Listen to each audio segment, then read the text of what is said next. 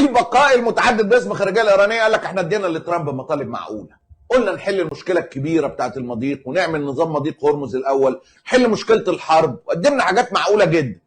احنا مش عارفين ترامب متضايق من ايه. فعلا عيني في عينك كده يا بقاي، انت مش عارف ترامب متضايق من ايه؟ لا لا لا لا لا، دي الراجل في مرحله صعبه جدا.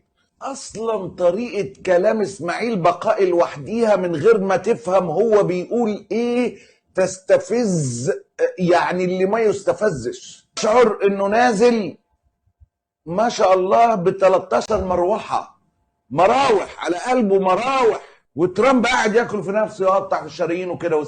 بنابراین هر آنچه که ما در متنمون پیشنهاد کردیم خواسته های معقول، مسئولانه و پیشنهادهای سخاوتمندانه بود، نه فقط برای منافع ملی ایران بلکه برای خیر و ثبات و امنیت کل منطقه و جهان، در نظر ذهنیت هایی که عمدتاً هم ساخته پرداخته رژیم صهیونیستی است،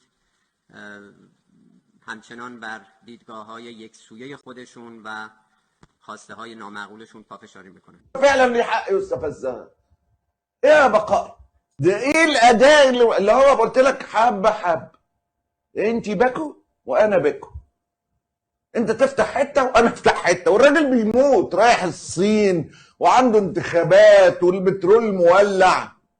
اولع اولع اولع، هي خربانه، انت قاعد في خرابه بقاء، مش مشكله.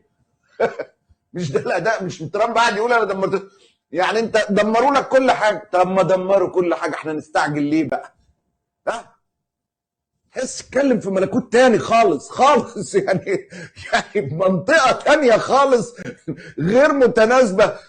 قطر قاعده تقرا المعوذتين ان ناقله الغاز تعدي، هتعدي ان شاء الله، هتعدي مفيش اي حاجه، مش بتشخلل، هتعدي.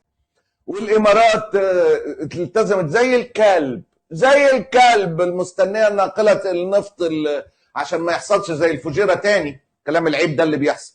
فالمهم يعني، فده قاعد واخد بالك، ده ما بقتش عندك قوات جويه. طب بقى انا ما عنديش قوات جويه، بقى اديله اللي هو عايزه ليه؟ ايه بقى اللي هتاخده مني بقى لو ما عنديش قوات جويه؟ ما عنديش بحريه، بس اديني قاعد اهو. ايه بقى؟ طب احنا لبنان، ما تلعبش مع لبنان خالص، سيب لي لبنان دي. تمام، نعمل في امك ايه؟